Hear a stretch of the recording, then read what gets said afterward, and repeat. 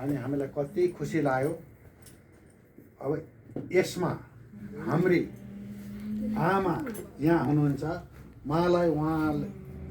मैले उहाँलाई श्रद्धेय लिएर मेरो फौजी हिसाबले श्रद्धेय गरेर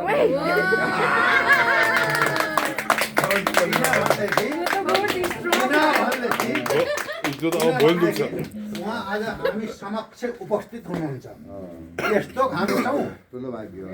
योभन्दा ठुलो भाग्य अरू केही होइन। यहाँभन्दा कोही पनि ठुलो होइन।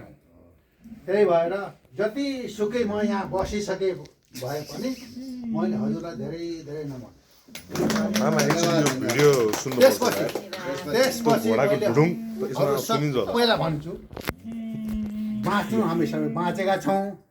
हामी दिनदिनै हिँडेका छौँ, दिनदिनै हाम्रो स्वास्थ्यमा ध्यान दिएका पनि छौँ।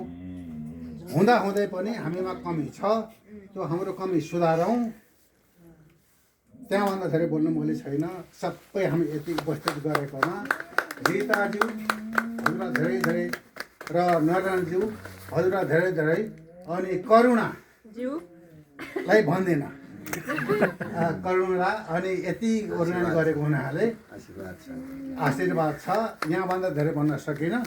ल आज यति आएर यो घरमा आएर हामी यति के अरे क्याम्प फायर गरेर यति रमाइलो गर्नेकोमा हजुर तिनैजनालाई धेरै धेरै धन्यवाद।